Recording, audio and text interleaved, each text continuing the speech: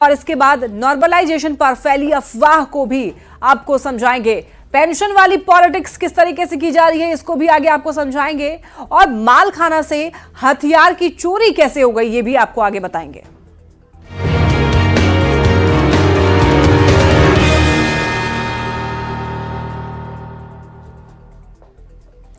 खबर दिखाएं, खबरों को समझाएं, उसके पहले बिहार के लाखों छात्रों और बीपीएससी के अभ्यर्थियों का कंफ्यूजन दूर करना बेहद जरूरी है।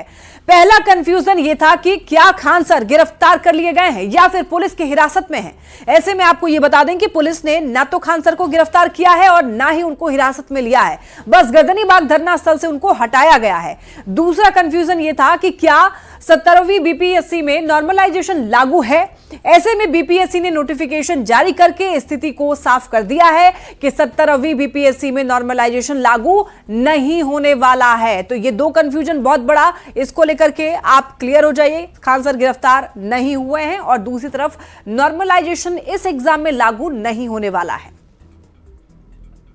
तो देखिए, सबसे पहले अगर बात करें खान सर से जुड़ी हुई तो ये बड़ी खबर है पटना से। ये बड़ी खबर, पटना एसएसपी ने ये बयान दिया है और बताते चले आपको, खान सर को लेकर के उन्होंने कहा है कि उनकी गिरफ्तारी नहीं हुई है और ना ही वो हिरासत में लिए गए हैं। अभ्यर्थियों संग कर रहे थे प्रदर्शन खान सर, हालांकि आपको बता दें उनको गर्दनीबाग से हटाया जरूर गया अभ्यर्थियों का, लेकिन आंदोलन अभी भी जारी है। तो आपको बता दें कि नो नॉर्मलाइजेशन को लेकर के अभ्यर्थी लगातार धरना कर रहे हैं और उनको समर्थन देने के लिए खान सर भी उनके साथ धरना प्रदर्शन पर डटे हुए थे, लेकिन फिलहाल उनको पुलिस के द्वारा हटाया गया है। लेकिन ये कंफ्यूजन ना रखें कि खान सर गिरफ्तार हुए हैं, खान सर की गिरफ्तारी नहीं हुई है, खान सर हिरासत में भी नहीं लिए गए हैं। पटना एसएसपी ने ये बात कही है। पटना एसएसपी से न्यूज 18 ने जब बात की तो उनका साफ साफ कहना था कि खान सर को ना हिरासत में लिया गया है ना ही गिरफ्तार किया गया है। तो ये बड़ी खबर आप तक पहुंचा रहे हैं। एक्सक्लूसिव तस्वीरें भी लगातार न्यूज 18 बिहार झारखंड आपको दिखा रहा है। खान सर गिरफ्तार नहीं हुए हैं। सबसे बड़ी खबर अभी की फिलहाल यही है कि खान सर की गिरफ्तारी नहीं हुई है।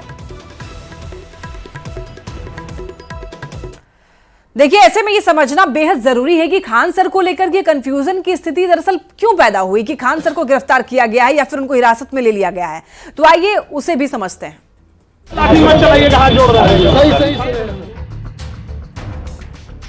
ये तस्वीर तब की है जब पटना पुलिस ने चर्चित कोचिंग संचालक खान सर को गर्दनीबाग धरना स्थल से साथ लेकर जा रही थी।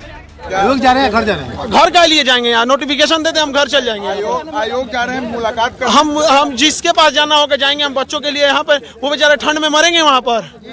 बताइए यहाँ पर सुबह से आप नहीं, सुबह से हम लोग थक चुके हैं। यहाँ पे रात हो गया, यहाँ पे बच्चे सब कहाँ जाएंगे यहाँ पर। दरअसल नॉर्मलाइजेशन के खिलाफ छात्रों ने बीपीएससी दफ्तर के सामने प्रदर्शन किया। जब पुलिस ने लाठियां भांजी तो छात्र बीपीएससी ऑफिस से गर्दनीबाग धरना स्थल पर पहुंच गए और प्रदर्शन करने लगे। छात्रों को परेशानी हुई तो उनके गुरु जन समर्थन में उतर आए और ऐलान कर दिया कि किसी भी हाल में नॉर्मलाइजेशन को खत्म करा के ही रहेंगे, बिना नॉर्मलाइजेशन को रद्द कराए यहाँ से नहीं जाएंगे। हमने बच्चों को सुबह सुबह समझाया कि आप सड़क पे ना जाके अंबेडकर जी का पुण्यतिथि है गर्दनीबाग धरना स्थल पे पहुंचे। हम लोग के कहने पे आप लोग आ गए। अब हम लोग इनको वादा, इन्होंने हमारा मान रखा, हम इनका मान रखेंगे, नॉर्मलाइजेशन रद्द कराएंगे। और अगर बच्चों का टाइम खराब होगा तो बीपीएससी को डेट एक्सटेंड करना पड़ेगा। और जो सर्वर प्रॉब्लम की वजह से 80,000 बच्चे फॉर्म नहीं भर पाए थे, उन्हें एक दिन का मौका दिया जाए बस। खान सर के साथ दूसरे चर्चित कोचिंग संचालक गुरु रहमान भी छात्रों के समर्थन में उतर आए थे। गुरु रहमान ने कह दिया कि जरूरत पड़ी तो आमरण अनशन भी करेंगे। ये बात 100% आयोगों की निष्फलता का प्रतिफल है। आयोग शांतिपूर्वक परीक्षा लेने में सक्षम नहीं है, चोरी रोकने में सक्षम नहीं है, इसलिए ठिकरा स्टैंड पर फोड़ रही है। नॉर्मलाइजेशन अगर नहीं होगा तो हम लोग दोनों मिलकर आमरण अनशन भी करेंगे, ये तय है। बता दें कि 13 दिसंबर को 17वीं बीपीएससी की प्रारंभिक परीक्षा है। कयासबाजी है कि बीपीएससी में नॉर्मलाइजेशन लागू किया जाएगा। इसे लेकर छात्र भ्रम की स्थिति में हैं और इसके विरोध में आंदोलन पर उतर आए हैं। छात्रों के समर्थन में खान सर और गुरु रहमान भी उतर आए और नॉर्मलाइजेशन धांधली का इसे आसान रास्ता बता दिया। साफ कहा कि वे लोग इसे लागू नहीं होने देंगे। छात्र आंदोलन खत्म करने को तैयार नहीं थे। आखिरकार शाम होते होते पुलिस ने खान सर को गर्दनीबाग धरना स्थल से उठा ही लिया। खान सर को लेकर के फैले हुए भ्रम को आइए समझते हैं। देखिए, नॉर्मलाइजेशन के मुद्दे पर छात्र जो हैं प्रदर्शन कर रहे हैं, नो नॉर्मलाइजेशन की मांग कर रहे हैं अभ्यर्थी। खान सर छात्रों के समर्थन में गर्दनीबाग पहुंचे थे और छात्र धरना स्थल से हटने के लिए बिल्कुल भी तैयार नहीं थे। और खान सर खुद भी ये कह रहे थे कि बिना नॉर्मलाइजेशन को हटवाए हुए वो नहीं जाएंगे और ये मांग जब तक पूरी नहीं हो जाती है तब तक वो धरना प्रदर्शन करते रहेंगे। इसी बीच देखिए, पुलिस की गाड़ी में जाते हुए खान सर की तस्वीर सामने आई, एक वीडियो चला। उसके बाद तस्वीर सामने आने के बाद भ्रम की स्थिति पैदा हो गई। कयासबाजी दरअसल ये लगाने लगी कि क्या पुलिस ने खान सर को गिरफ्तार कर लिया है। लेकिन न्यूज 18 पर पटना एसएसपी ने स्थिति साफ कर दी कि खान सर ना गिरफ्तार हुए हैं ना ही हिरासत में हैं। खान सर को लेकर के पटना एसएसपी ने ये बड़ा बयान देकर के स्थिति को बिल्कुल भी स्पष्ट कर दिया। पटना से बड़ी खबर, प्रदर्शन के बाद बीपीएससी ने नोटिस जारी किया। 70वीं बीपीएससी पीटी में नॉर्मलाइजेशन लागू नहीं होगा। देखिए, बीपीएससी ने इसे पूरी तरीके से अफवाह बताया है, नॉर्मलाइजेशन का प्रस्ताव नहीं था। तो देखिए, लगातार चेयरमैन ने स्पष्ट किया है कि नॉर्मलाइजेशन लागू नहीं होने वाला है इस बार एग्जाम में, लेकिन अगले बार से एग्जाम में नॉर्मलाइजेशन लागू होगा। बीपीएससी के चेयरमैन ने यह बात कही है। तो पटना से बड़ी खबर आप तक पहुंचा रहे हैं। बीपीएससी ने एक नोटिस जारी कर दिया है। 70वीं बीपीएससी पीटी में नॉर्मलाइजेशन लागू नहीं होने वाला है, पूरी तरीके से अफवाह है। अफवाहों पर ध्यान न देने की अपील की गई है बीपीएससी के चेयरमैन की तरफ से। ऐसे में न्यूज 18 भी आपसे यही अपील करता है कि अफवाहों पर ध्यान बिल्कुल भी ना दे। नॉर्मलाइजेशन का प्रस्ताव नहीं था। अब देखिए, जो पूरे दिन प्रदर्शन हुआ उसको इस रिपोर्ट से आप देख लीजिए।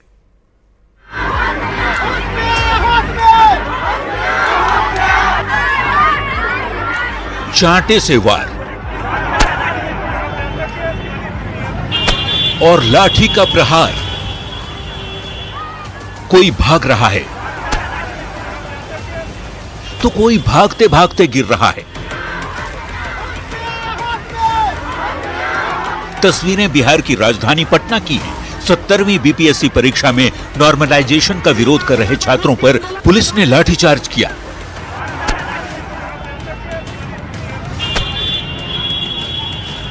बीपीएससी के बाहर प्रदर्शन कर रहे अभ्यर्थियों को पहले पुलिस ने रोकने की कोशिश की, लेकिन अभ्यर्थी बिना चेयरमैन से मिले जाने को तैयार नहीं थे। इसी दौरान अभ्यर्थियों और पुलिस के बीच पहले तो धक्का मुक्की की स्थिति बनी, धीरे धीरे बवाल बढ़ा और पुलिस ने अभ्यर्थियों पर लाठीचार्ज कर दिया।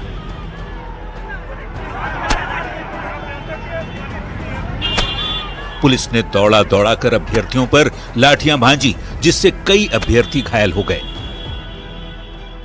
मल्टीपल क्वेश्चन को लेकर जो क्वेश्चन सेट है उसको लेकर जो भ्रम है, इसी भ्रम को दूर करने के लिए, इसे खत्म करने के लिए अभ्यर्थी जो है पटना पहुंच गए हैं।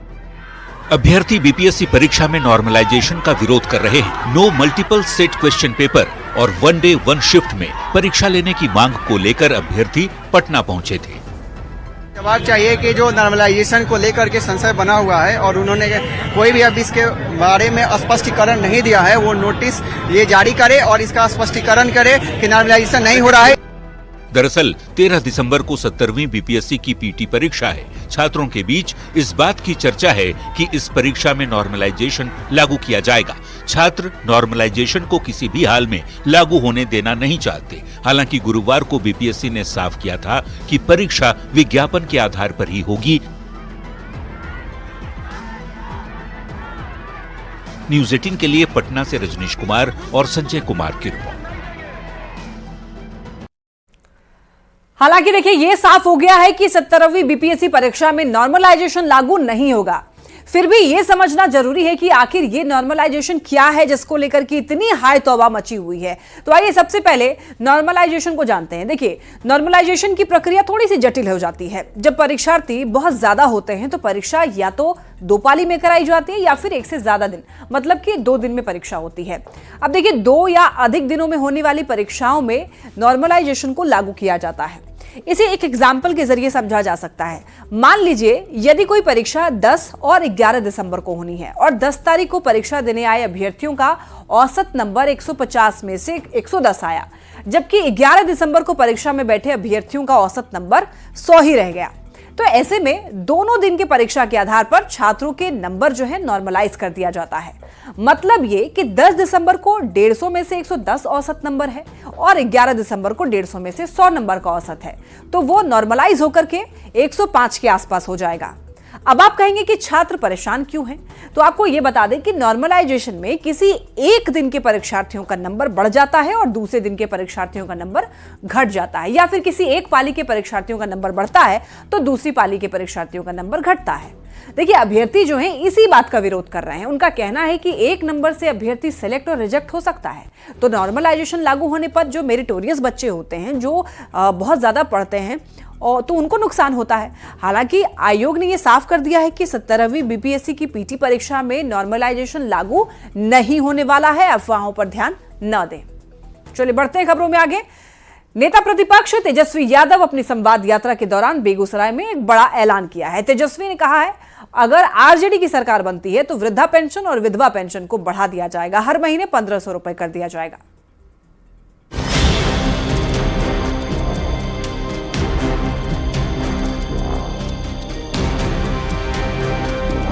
और हम लोगों ने तय किया, हमारी पार्टी ने, जो सामाजिक सुरक्षा जो पेंशन है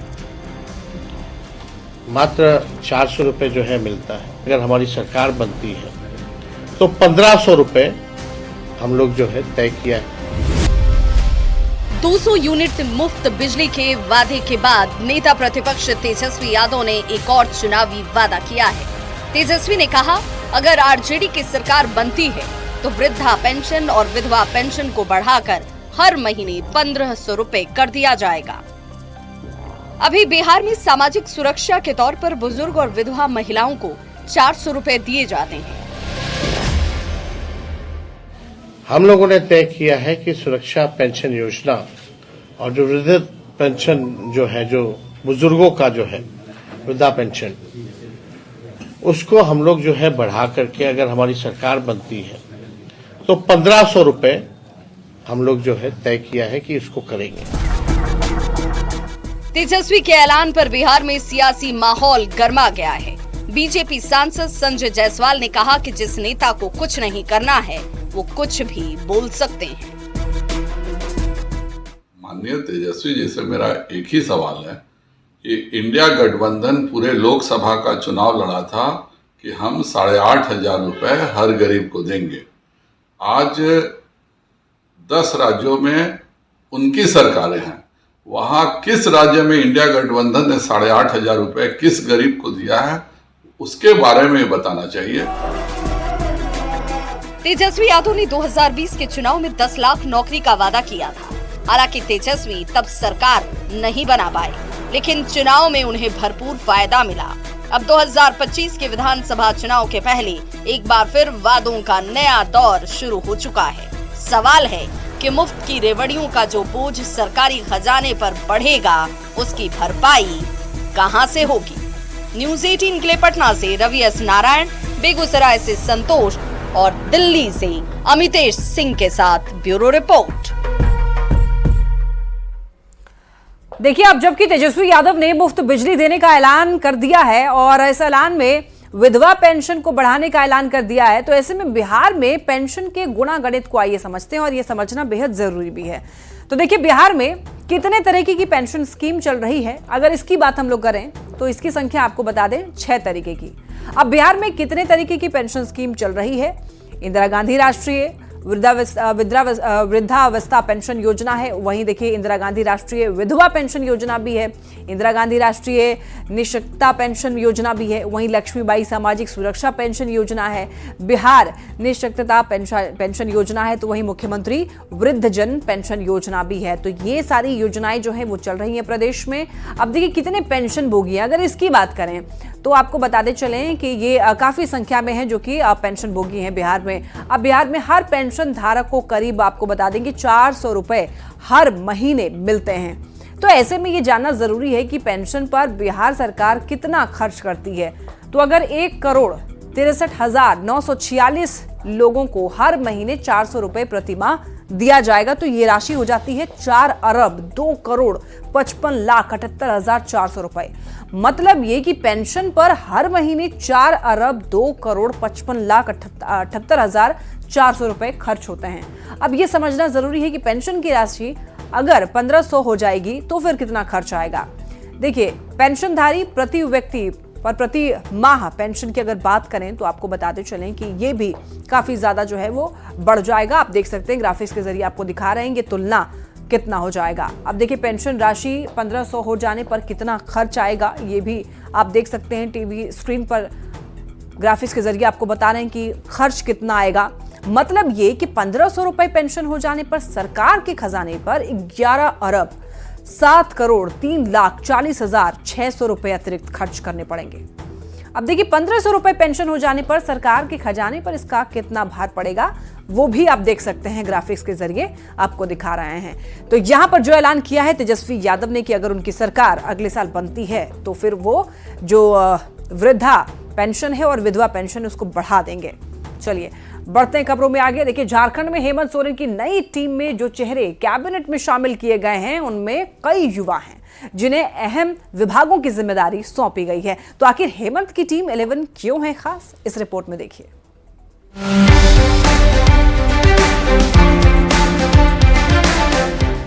छठे झारखंड विधानसभा में राधा कृष्ण किशोर स्टीफन मरांडी के बाद सबसे पुराने सदस्य हैं। वे अविभाजित बिहार में पीएचईडी मंत्री का कार्यभार संभाल चुके हैं। उन्हें वित्त और संसदीय कार्य जैसे अहम विभागों की जिम्मेदारी सौंपी गई है जो कभी रामेश्वर उरांव और आलमगीर आलम जैसे कांग्रेस के वरिष्ठ विधायकों के पास हुआ करती थी। डॉक्टर इरफान अंसारी को स्वास्थ्य और खाद्य आपूर्ति जैसे महत्वपूर्ण महकमे का जिम्मा सौंपा गया है। हेमंत और कल्पना के बेहद करीबी सुदिव्य कुमार को नगर विकास और शिक्षा विभाग की अहम जिम्मेदारी मिली है। सुदिव्य का प्रदर्शन विधायी प्रक्रियाओं में बेहतर रहा है। उम्मीद है वे अपने अनुभवों का इस्तेमाल शिक्षा क्षेत्र की बेहतरी में कर पाएंगे। मंत्रिमंडल में शामिल महिला सदस्य दीपिका पांडे सिंह और शिल्पी नेहा तिर्की के शैक्षणिक पृष्ठभूमि को देखते हुए उम्मीद की जा रही है कि दोनों अपने अपने विभाग को बेहतर तरीके से चलाने में सक्षम होंगी।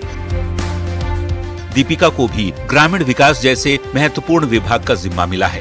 पहली बार मंत्रिमंडल में शामिल शिल्पी नेहा तिर्की को कृषि, पशुपालन और सहकारिता जैसे विभागों की अहम जिम्मेदारी दी गई है। सीएम हेमंत सोरेन ने अपने पास गृह, पथ और भवन निर्माण का जिम्मा रखा है। न्यूज़ 18 के लिए रांची से दिवाकर तिवारी की रिपोर्ट।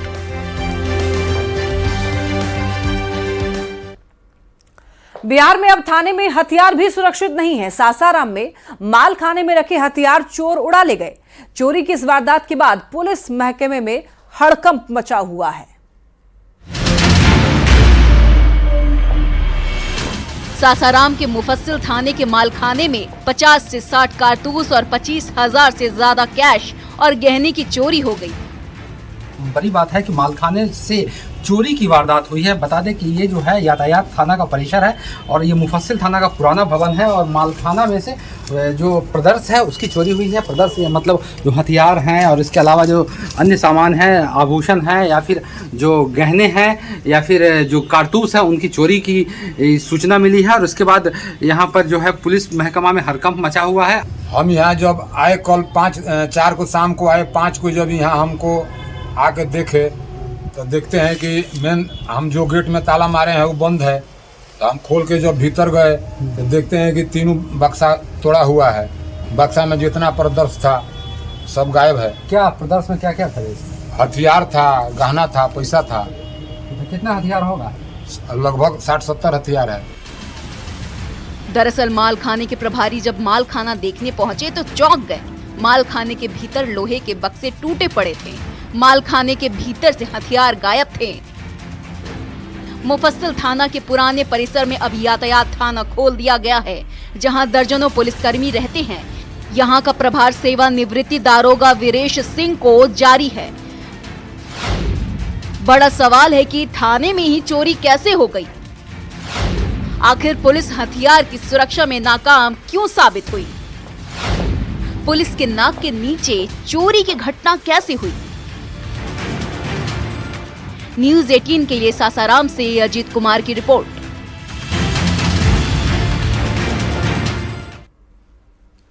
और इसी के साथ इस बुलेटिन में इतना ही। तमाम खबरों के लिए आप देखते रहिए न्यूज 18।